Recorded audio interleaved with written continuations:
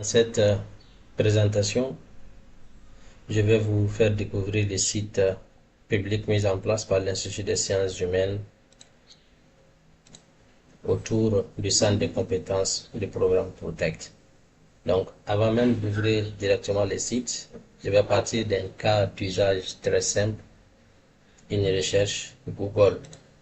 Donc, lorsqu'un partenaire, un bailleur ou une personne du public cherche des informations sur Protect ou le centre de compétences, donc le site peut apparaître directement dans les résultats des recherches. Donc, via Google, si je recherche centre de compétences Protect et que je tape Entrée, alors on peut voir directement que Google commence à résumer certaines informations disponibles publiquement. Donc cela montre déjà des choses importantes. D'abord, le site est bien accessible et ensuite, il permet de mieux orienter les personnes qui cherchent des informations fiables vers un espace institutionnel maîtrisé par l'ISH. Donc plutôt que vers des informations dispersées ou incomplètes. Déjà, l'IA résume un peu ce qui est disponible en première instance. Mais bien entendu, les résumés générés automatiquement par les moteurs de recherche ne remplacent pas le contenu institutionnel. La source de référence reste toujours le site lui-même et les pages publiées. Donc, à partir de ces résultats-là, vous voyez les premiers liens qui est là, les premiers résultats. Vous avez bien entendu d'autres résultats en lien avec l'ISH, mais les premiers, l'indexation est faite sciemment. Donc, le premier résultat est, vous mènera vers le site lui-même. Donc, je clique maintenant sur le lien du site et voilà.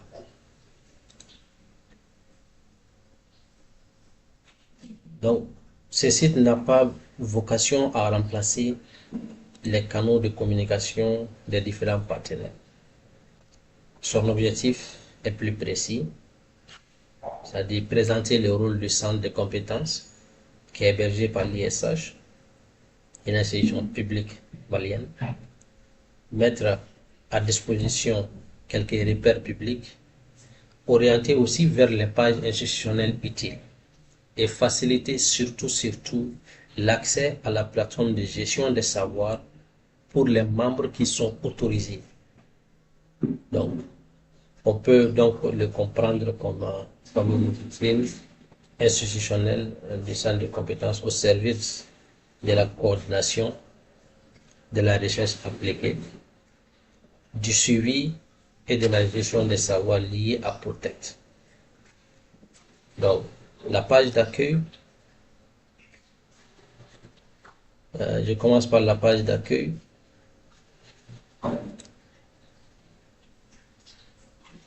Ici, nous voyons immédiatement le titre du site, Programme Protect.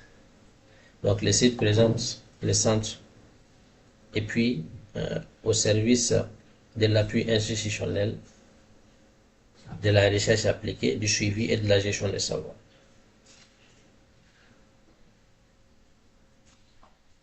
Et le premier bouton permet d'accéder à la plateforme de gestion des savoirs.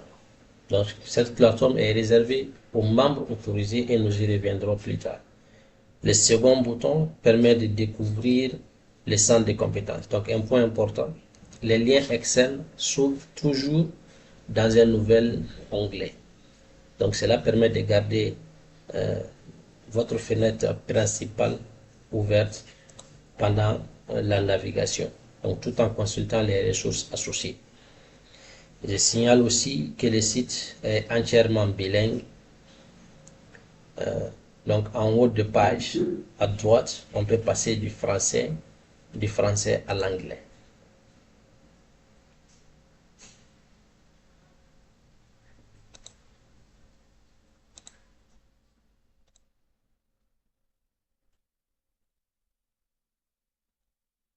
L'objectif est que les partenaires nationaux et internationaux puissent consulter les mêmes informations dans la langue qui leur convient.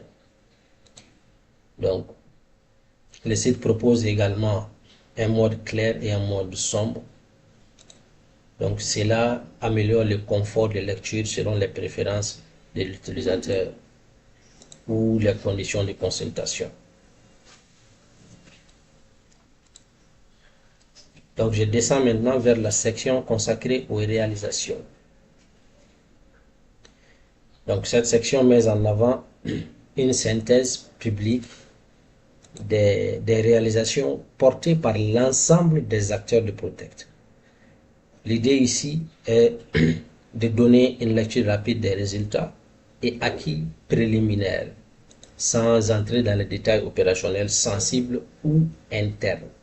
Donc, je vais cliquer sur voir les réalisations. Si vous êtes sur l'anglais, vous allez voir View Achievements. Donc, ça, ce sont les différents achievements.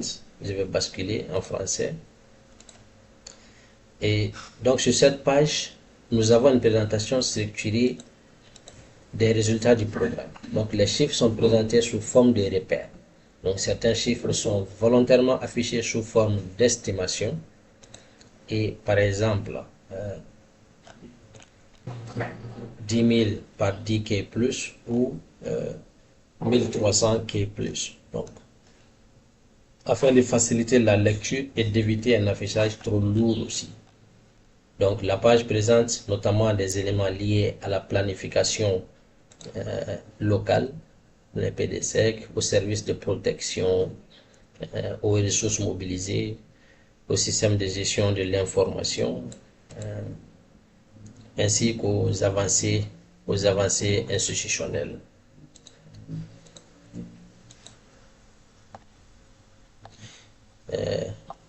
Également les avancées relatives aux avant-projets de loi, bien sûr, et sur la protection des personnes déplacées et les droits de l'enfant. Donc la page présente aussi les interventions communautaires, enfants accueillis dans des espaces sûrs, personnes accompagnées en soutien psychosocial, assistance individualisée, les évaluations rapides et une note mensuelle de protection. Donc plus en bas, vous avez les régions ouvertes qui sont indiquées, à savoir Sikasso, Bukuni, passant par Mopti, Douanzan jusqu'à Tombouctou. Enfin, vous avez une section spécifique qui rappelle la contribution du centre de compétences. Donc l'ISH intervient depuis novembre 2024, vient à travers des missions de suivi tiers et des travaux de recherche de terrain. Donc, tout en bas, vous avez une note synthétique, voilà, qui rappelle ceci. Donc, cette page présente une synthèse, les rapports détaillés, données sensibles, produits de capitalisation certains et documents internes restent organisés dans la plateforme de gestion de savoir réservée uniquement aux membres autorisés. Donc, je reviens. On peut passer à la page programme. Donc, via le menu principal, vous avez les différents top headers, comme on les appelle, programme. Donc, au menu principal, j'ouvre la page programme. Donc, cette page présente les programmes Protect dans son ensemble, ses objectifs, sa logique d'intervention et sa contribution au renforcement des systèmes de protection de la population vulnérable au Mali. Donc, cette page est volontairement synthétique. Elle doit permettre à une personne qui découvre Protect de comprendre rapidement les grands axes du programme. Donc, sans avoir besoin d'accéder aux documents internes. Et à partir d'ici, vous avez une interconnexion avec la page réalisation. Donc, j'ouvre maintenant la page centre de compétences. Et cette section présente le centre, le rôle du centre. Et il faut comprendre que le centre n'est pas un acteur de mise en œuvre directe au même titre que les organisations spécialisées. Donc son rôle est plutôt d'appuyer les dispositifs à travers le suivi third party monitoring, qui est totalement différent du suivi interne à chaque organe. Donc la consolidation des différents rapports, la recherche appliquée, l'appui méthodologique et la coordination de la gestion des savoirs. Donc c'est un point important. Donc le centre aide à documenter, organiser, analyser et valoriser les apprentissages du programme. Donc les documents internes, les produits et les outils sensibles ne sont bien évidemment pas publiés directement sur le site public ici. Donc il reste organisé dans la plateforme de gestion de savoir avec un accès qui est réservé. Donc qui est aussi accessible depuis ici en cliquant juste sur ces liens-là. Vous avez aussi une page de recherche. Cette page est destinée aux repères publics liés aux travaux de recherche surtout. Donc qui sont publiables et les différents produits scientifiques associés au programme. Donc ce n'est pas un blog d'actualité. Les actualités restent centralisées sur le site principal de l'Institut des sciences humaines. Ici, l'objectif est de présenter surtout les travaux de manière structurée, avec une logique scientifique et institutionnelle. Donc à terme, cette page pourra accueillir des références, des notes, des rapports ou des produits scientifiques validés pour diffusion. Mais pour le moment, il reste dans la section KM, Knowledge Management. Et pour bien évidemment, les publications déjà partageables sont disponibles dans la section publication du site principal de l'Institut des sciences humaines que vous pouvez visiter à ish.edu.ml. Après, nous avons la page pour les partenaires. Donc, cette page clarifie les rôles au fait des différentes catégories d'acteurs. Il est important de distinguer les institutions hautes du centre de compétences, les bailleurs, les acteurs de mise en œuvre aussi et les partenaires.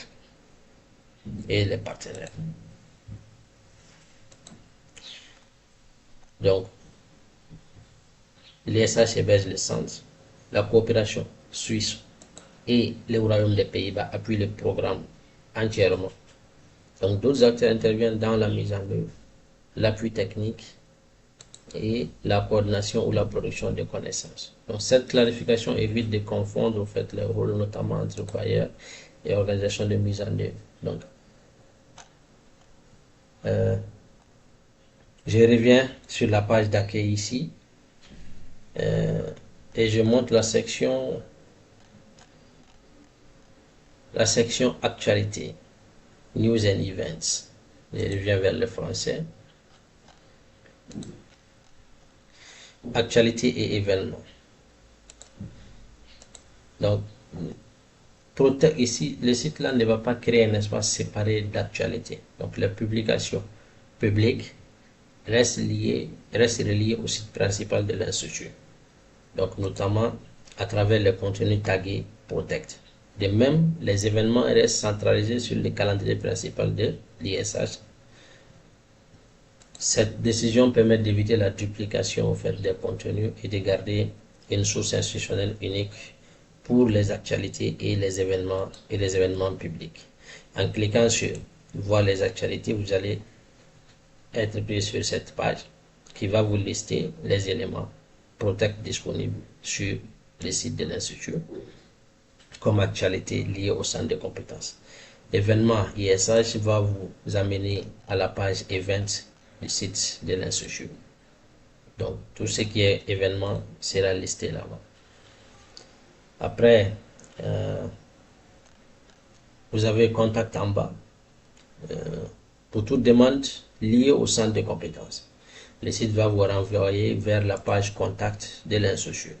Et à partir de là-bas, vous pouvez remplir le formulaire institutionnel de contact de l'Institut. Là encore, le lien s'ouvre toujours comme dans un nouvel onglet afin de conserver la navigation sur le site Protect intact. Là, vous validez la vérification de sécurité et puis vous envoyez votre message tout simplement. Et nous allons vous répondre dans les plus brefs délais. Je reviens sur la page.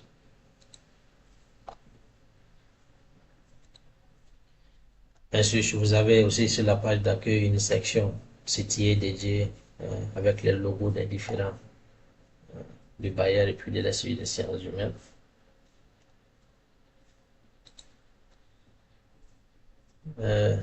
Maintenant, ça donne la visibilité sans suggérer que les bailleurs sont des acteurs de mise en œuvre directe. Voilà. La plateforme de gestion des savoirs. Donc, je vais maintenant ouvrir, je vais cliquer sur les liens là. Vous avez pu le constater, elle est disponible un peu partout à travers le site. Le lien va vous mener vers km-protect.ish.edu.ml. Mais d'abord, la plateforme n'est pas ouverte au public. Donc, elle est protégée par ce qu'on appelle Cloudflare Access. Vous pouvez voir ici mknt.cloudflareaccess.com avec une longue chaîne. Donc, ici, vous voyez une page d'accès qui est sécurisée. L'access permet de contrôler qui peut entrer dans la plateforme sans exposer directement les documents internes. Donc, dans notre contexte, c'est important pour plusieurs raisons. Premièrement, les documents, les comptes rendus, les outils internes et certaines données de travail ne sont pas destinées à une diffusion publique. Deuxièmement, la plateforme doit rester accessible aux personnes autorisées uniquement, donc tout en limitant les risques d'accès non contrôlés. Troisièmement, cette technologie permet une gestion plus propre des accès. Donc les utilisateurs peuvent être autorisés selon leurs adresses email, leurs organisations ou des règles définies de commun accord entre l'Institut des sciences humaines et ses partenaires. Pour obtenir l'accès, un partenaire doit contacter l'équipe du centre de compétences ou l'ISH directement. Ou vous pouvez m'envoyer un message directement. Donc l'accès est ensuite accordé selon le rôle de la personne et son implication dans le programme. Et cette implication doit être officielle et validée par la TDC. Donc, il est donc normal que le grand public voit une page de contrôle d'accès. Cela signifie que la protection fonctionne. Voilà. Donc, je reviens maintenant sur le site public. Donc, il faut savoir que le site aussi, pour des questions de sécurité, le site est servi derrière Cloudflare. Donc, cela apporte plusieurs avantages. Protection contre certains types de trafic abusif, une distribution plus rapide des pages de protocole HTTPS et meilleure disponibilité. Donc le site public est statique et très léger. Donc cela rend plus simple à maintenir, plus rapide à charger et moins exposé qu'une application dynamique classique, voilà, auquel les organisations, surtout du privé, sont habituées. Et le site dispose aussi d'une configuration destinée au partage sur les réseaux sociaux. Par exemple, si vous venez dans la page recherche, quand le lien est partagé, les plateformes comme LinkedIn, WhatsApp peuvent lire les métadonnées du site et afficher une image de prévisualisation. Il peut arriver que certaines plateformes, notamment WhatsApp, mettent du temps à mettre à jour les aperçus, mais parce qu'elle garde plus souvent une ancienne version en cache. Donc, je peux partager directement sur Twitter, sur Facebook, par email, sur LinkedIn, par WhatsApp. Si je clique par exemple ici, partager sur LinkedIn, vous allez venir sur une page offre d'authentification.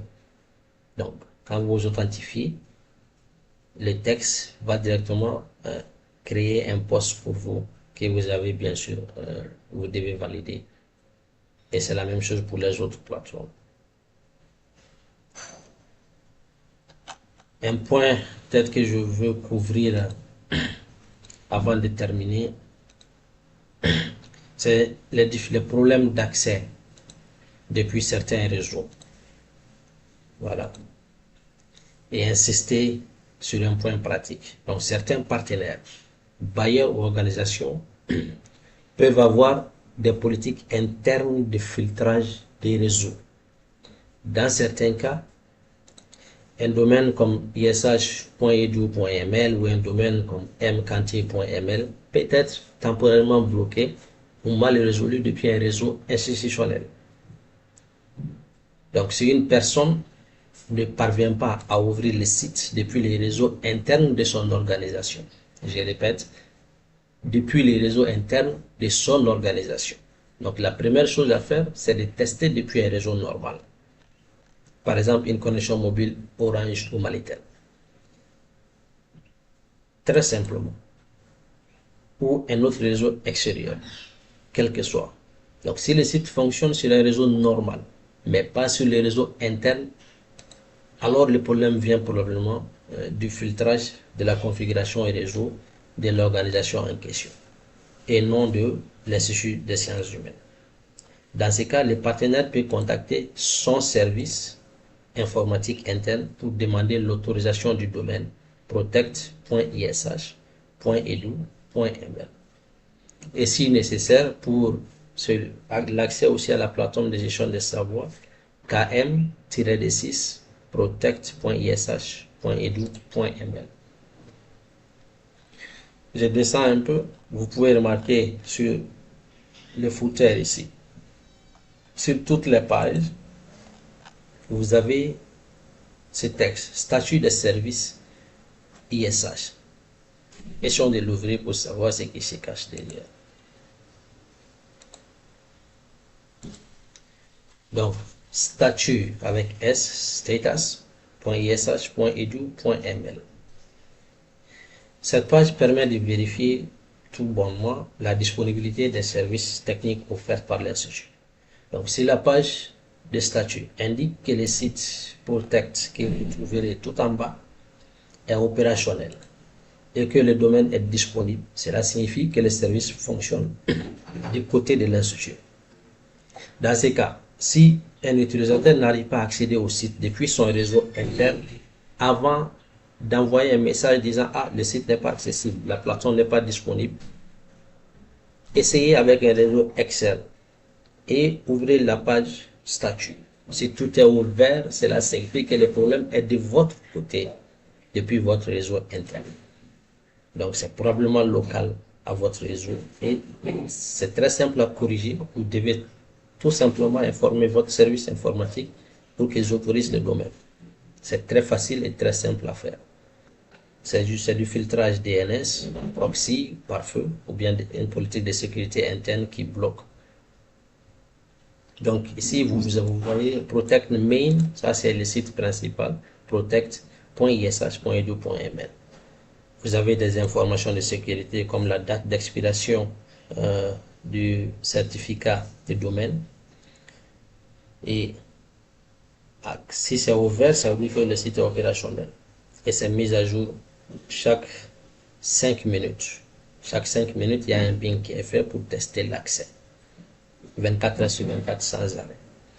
Le second, c'est le km-protect.ish.edu.ml, qui est la plateforme de gestion de savoir, qui est aussi mise à jour régulièrement à intervalles très réguliers de 5 minutes. Voilà. Donc la source de vérité pour savoir si le service est disponible publiquement. Donc bien sûr, si le site ne fonctionne ni depuis un réseau normal, ni depuis un téléphone mobile, ni selon la page de statut, alors il faut nous notifier rapidement afin que l'équipe technique puisse vérifier. Donc, je reviens vers le site.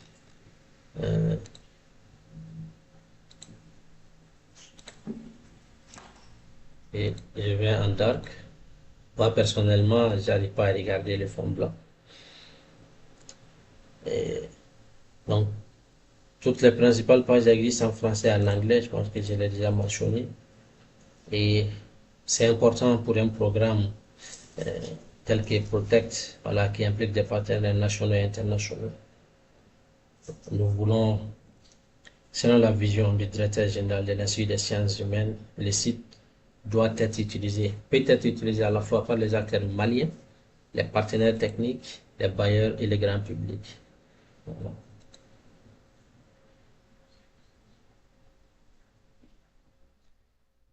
Et chaque utilisateur peut choisir l'apparence qui lui convient.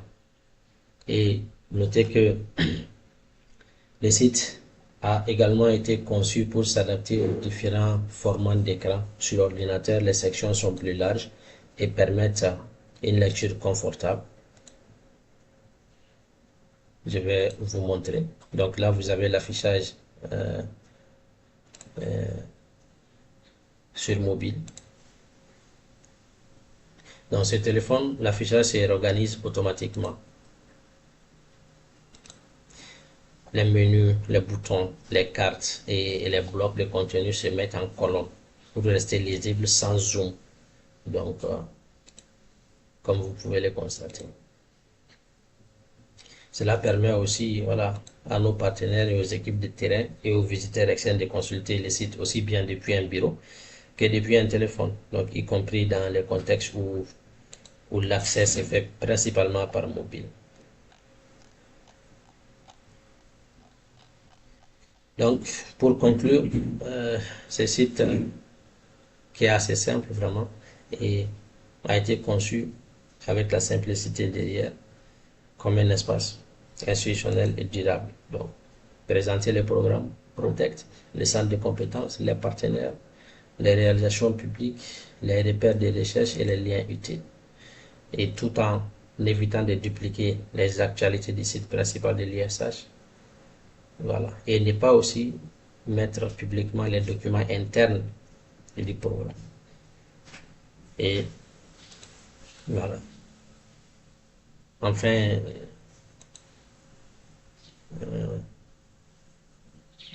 l'accompagnement par une page statut, cela permet de vérifier la disponibilité des services. Donc, merci beaucoup d'être resté jusqu'à la fin et nous restons à votre entière disposition.